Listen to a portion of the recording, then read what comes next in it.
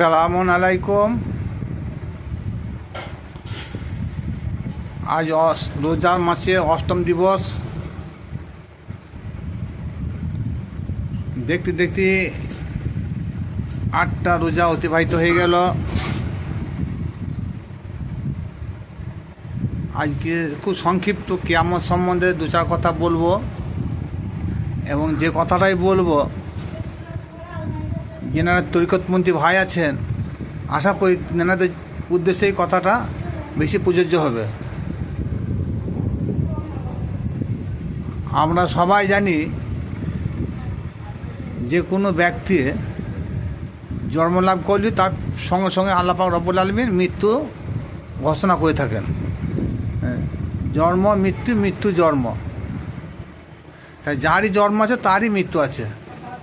যাই হোক, কিন্তু আর এই দুনিয়া একদিন কিয়ামত হবেই বা ধ্বংস হবে। কিয়ামতের অধিকাংশই আলেম মুফাসসির কিরামরা এর তর্জমা করেছেন যে কিয়ামত মানে সার্বিকভাবে ধ্বংস। আসুন, আল্লাহ পাক রব্বুল আলামিন পাক কালামুল্লাহ বলেছেন,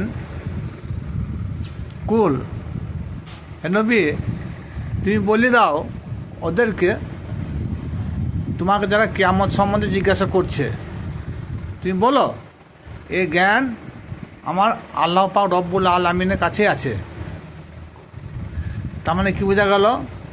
যে কিয়ামত কবে হবে, কীভাবে হবে তিনি বলতে পারলেন না। এইটাকে অধিকাংশই ওলামায়ে কেরামরা বলেন যে নবী যদি গায়বী জানতো তাহলে ইহুদি খ্রিস্টানরা জিজ্ঞাসা করেছিল, ইয়া রাসূলুল্লাহ, ইয়া হাবিবাল্লাহ, আপনাকে আল্লাহর নবী বলে মেনে নিব, তা কিয়ামত সম্বন্ধে আপনাকে কিছু জিজ্ঞেস করব, বলুন কিয়ামত কবে হবে। সঙ্গে সঙ্গে আল্লাহ পাক রব্বুল আলামিন কোরআনে আয়াত নাজিল করলেন, কুল শব্দ দিয়ে, কুল, হে নবী তুমি বলো এই জ্ঞান বলতে কিয়ামতের জ্ঞান আমার আল্লাহ পাক রব্বুল আলামিনই জানেন। হ্যাঁ, তাহলে আল্লাহ এখানে বলতে মানা করছেন, কারণ তিনি যদি নাই জানতেন তাহলে এই কথাটা বলেন কেন? যে নবী তুমি বলো যে এই জ্ঞান আমার কাছে আল্লাহর কাছে আছে, বলো আমি জানি না। তাহলে এই কথাটা নবীকে বলার উদ্দেশ্য হচ্ছে একটু ভাবতে হবে কথাটা। আমাদের যদি কেউ দুই বন্ধু কোনো এক ব্যক্তিকে যদি খুন করে, তা যে খুন করেছে সে সঙ্গে থাকা এক বন্ধুকে যদি বলে, এ ভাই, তোমাকে যে খুন সম্পর্কে কে জিজ্ঞাসা করে, তাই বলবে আমি জানি না। তার মানে কি বোঝানো হলো? সে জানে, জানাশোনা পর যে খুন করেছে, যে আসল খুনে, সে বলে দিল, এ বলে দিলে কেসটা জটিল হয়ে যাবে। তুমি বলো আমাকে খুন করেছে আমি জানি না। তাই কিয়ামতের ব্যাপারটা ওই রকমই হলো। আল্লাহ পাক রব্বুল আলামিন নবীকে বললেন, নবী তুমি বলো যে এ জ্ঞান আমার আল্লাহর কাছে আছে, আমি জানি না। তাহলে আল্লাহ নবীকে বলতে বলেছেন, নবী বললেন। তাহলে আল্লাহ পাক রব্বুল আলামিন নবীকে আগে সাবধান করে দিলেন। এরপর আসুন, অনেকেই হাদিস নিয়ে মারামারি করেন, কিন্তু তরিকতপন্থী ভাইদের মধ্যে বেশিরভাগ কোরআন নিয়ে তারা গবেষণা করেন। তা কোরআনে বোঝা গেল যে নবী পাক সাল্লাল্লাহু তাআলা আলাইহি সাল্লামকে তারা জিজ্ঞাসা করলেন যে কিয়ামত সম্বন্ধে বলতে পারলেন না। 7140 মুসলিম শরীফ একটা হাদিস আপনাদের সম্মুখে তুলে ধরছি। হাদিস নাম্বার 7140 মুসলিম শরীফ হাদিস। এই হাদিসে সাহাবীরা আল্লাহ নবী পাক সাল্লাল্লাহু তাআলা আলাইহি সাল্লামকে জিজ্ঞাসা করলেন, ইয়া রাসূলুল্লাহ, ইয়া হাবিবাল্লাহ, কিয়ামত সম্বন্ধে কিছু বলুন, কিয়ামত কবে হবে? আল্লাহ নবী পাক কি বলেন এই 7140 নম্বর মুসলিম শরীফ হাদিসে? তিনি বললেন, আমি আর কিয়ামত একই সঙ্গে আল্লাহ পাক রব্বুল আলামিন দুনিয়ায় প্রেরণ করেছেন, আমাকে আর কিয়ামতকে। খুব ভাবার বিষয় আছে। এরপরে 7142 নম্বর হাদিসে সাহাবীরা, মোহাম্মদ নামে এক সাহাবী বলেন যে আল্লাহ নবীকে জিজ্ঞাসা করা হলো, ইয়া রাসূলুল্লাহ, ইয়া হাবিবাল্লাহ,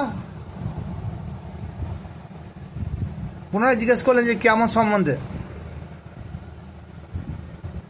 তা আল্লাহ নবী পাক সাল্লাল্লাহু তাআলা আলাইহি সাল্লাম বললেন, মোহাম্মদ বলে এক বালককে উদ্দেশ্য করে বললেন, এই মোহাম্মদ যখন বৃদ্ধ হবে তখন তারপরে কিয়ামত হবে। তাহলে এই যে দুটি হাদিস এখানে আপনাদের সম্মুখে তুলে ধরা হলো, এক, আল্লাহ নবী বলেন কিয়ামত এবং আমি দুটোই একসঙ্গে দুনিয়ায় প্রেরণ হয়েছি। আবার একটা মোহাম্মদ বলে এক বালককে জিজ্ঞেস করা হলো, তাকে উদ্দেশ্য করে আল্লাহ নবী বললেন যে মোহাম্মদ যখন বৃদ্ধ হবে, তারপরে কিয়ামত হবে। তাহলে এখানে মোহাম্মদ বলি যে বালকটার যখন বৃদ্ধ হবে, আর বৃদ্ধ হলে কী হবে? সে যুবক হবে না মৃত্যু হবে? বৃদ্ধ হলে সে আর যুবক হবে না, সে মৃত্যু হবে। তাহলে এখান থেকে দুটো আয়াতে, কোরআনের নয়, এটা হাদিসের দুটো হাদিস থেকে বর্ণনা করা হলো যে বোঝা গেল যে কিয়ামত মানে মৃত্যু।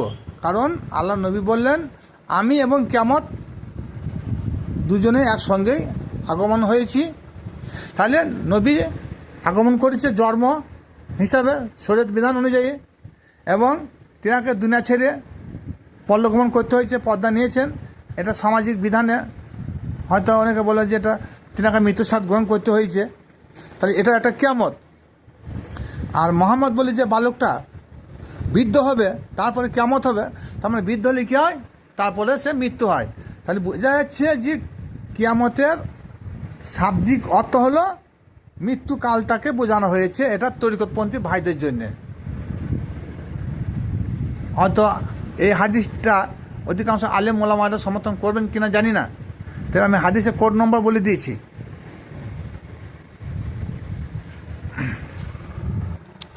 কারণ আমরা হাদিস কোরআন সবই পড়ি, কিন্তু বিবেক দিয়ে এটাকে গবেষণা করি না। এই গবেষণা না করার জন্য এই অবস্থা। যেমন কোরআনে সূরা মুদাসসিরে এটা বর্ণনা হয়েছে, যেসব ব্যক্তিদেরকে জাহান্নামে প্রবেশ করানো হবে, তো জাহান্নামে ফেরেশতারা তাদেরকে জিজ্ঞেস করবে কোন কারণে তোমাদেরকে জাহান্নামে প্রবেশ করতে হচ্ছে। তারা কি বলবে জানেন? তারা বলবে দুনিয়ার জিন্দেগিতে আমরা আমাদের বিবেককে কাজে লাগিয়ে কোনো কাজ করি নাই, তার জন্য আমাদের এই অবস্থা। তাহলে কোরআন হাদিস বুঝতে হলে বিবেক দিয়ে বিচার বিশ্লেষণ করতে হবে, কারণ কোরআনে অধিকাংশ কথার রূপক ভাষায় বর্ণনা আছে।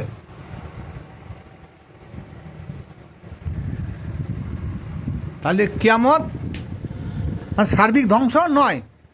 তাই যেটা হলো, এবার আসুন, এই যে নবী পাক সাল্লাল্লাহু তাআলা আলাইহি সাল্লাম দুনিয়া থেকে যখন বিদায় নিলেন, তাহলে কিয়ামতে বিদায় নিয়েছে। তাহলে এখন তো দুনিয়া,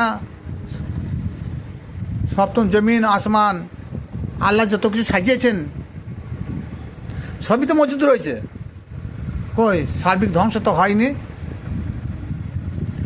মোহাম্মদ বলে যে বালকটা বৃদ্ধ হলো তারপরে কিয়ামত হলো, তো সার্বিক ধ্বংস তো হয়নি। দুনিয়াতে আছে, চাঁদ চাঁদের জায়গা আছে, সূর্যের জায়গাতে আছে, সমুদ্রের জায়গা আছে, পাহাড়ের জায়গায় আছে, আসমানের জায়গায় আছে। এইগুলা কি? অথচ হাদিসে এইগুলা প্রকাশ পেয়েছে যে কিয়ামত সময় জমিন ধুনির তুলনায় আকাশে উঠতে থাকবে, আসমান ভেঙে নিচে পড়বে, সমস্ত জলময় হয়ে যাবে, সূর্য মাথার নিচে আসবে, ঠকবক ঠকবক করে মাথা মগজ ফুটবে। এগুলো কি? এগুলো ভাবতে হবে। যদি হাদিসগুলো সহি হয় তাহলেও ভাবতে হবে। কারণ সূর্য যখন মাথার উপরে এক হাত উপরে আসবে, এটা গবেষণার অভাব নয়। বলছি মাথার মগজটাই ঠকবক করে ফুটবে, আর শরীরের কোনো অংশ ফুটবে না, পুড়বে না, অটুট থাকবে। একটা অ্যাটম বোমা যদি একটা জায়গায় বিস্ফোরণ ঘটানো হয় একটা অ্যাটম বোমা দিয়ে, তাহলে একটা এলাকা ধ্বংস হয়ে যাবে। আর একটা অ্যাটম বোমার থেকেও সূর্যের পার অনেক অনেক কোটি কোটি গুণ বেশি। আর সেই সূর্যটা মাথার উপরে যদি এক ভাত উপরে এসে হাজির হয়, তাহলে সে মাথার মগজটা ঠকবক করে ফুটবে না, সে মানুষের কোনো অস্তিত্ব থাকবে না। কেমন মনে হচ্ছে এই হাদিসগুলো? কেমন মনে হচ্ছে? কিন্তু এটা হচ্ছে রূপক ভাষা। কারণ এ হকিকতটা কি শুনিলেন, যখন আমাদের কারো মৃত্যু সময় ঘটে, তখন মনে হবে সমস্ত পৃথিবীটাই ঘুরছে, আসমান মধ্যে ভেঙে মাথার মধ্যে পড়ছে। হ্যাঁ, সূর্যের আলো কাজ কি? তার তাপমাত্রা শরীরে যখন অনুভব করে তখন একটা কষ্ট সহ্য হয়। তাই সে মৃত্যুকালে মনে হবে এত কষ্ট পাবে, তা মনে হবে যে আমার দেহের মাথার মধ্যে আগুন দাও দাও করে জ্বলছে, ব্রেন কাজ করে না। অনেক সময় পুলাব বকে মৃত্যুকালে, তখন লোকে সবাই বুঝে লাগে লোকটা আর বেশিক্ষণ বাঁচবে না। সূর্যের তাপে যখন মাথার ঘিলু যখন মগজ যখন ঠকবকে ফুটবে, তখন তার ব্রেন বুদ্ধি আমাদের ঠিক থাকবে তো। তার জন্যে মৃত্যুকালে অধিকাংশ লোক কী হয়, ভুল বকে, উল্টোপাল্টা বলতে থাকে। এইগুলো হচ্ছে তরিকতপন্থী ভাইদের উদ্দেশ্য কথা। কারণ কিয়ামত মানে সার্বিক ধ্বংস কোনো দিনকার জন্য হয়নি আর হবে না। যেমন সূরা রহমানে বলেছে সমস্ত কিছু ফানা হয়ে যাবে, থাকবে তোমার রবের জালালি চেহারা মোবারক। এই জালালি চেহারা মোবারক থাকবে। তাহলে এই জালালি চেহারা মোবারক তিনি কি আকাশে ভেসে বেড়াবেন, না দরিয়ায় ভেসে বেড়াবেন, না তিনি জমিনে বসে থাকবেন? তিনি এত বড় স্রষ্টা, তিনি সারা পৃথিবী সপ্তম জমিন ও আসমান সব কিছু সৃষ্টি করেছেন, বিশ্ব জগৎকে সৃষ্টি করেছেন। তা তিনার কি খুশি থাকবে না? তিনার খুশি কি? কুলবিন মমিন আসছে আল্লাহ। তা মমিন বান্দা আসনটাই হলো আল্লাহ সিংহাসন। তা সে মমিন বান্দা সিংহাসনটাই হচ্ছে আল্লাহ সিংহাসন। তাই সেই মমিন বান্দা কোনদিন ধ্বংস হবে না। তার প্রমাণ যারা আল্লাহর ওলি তারাই হচ্ছে প্রকৃত মমিন।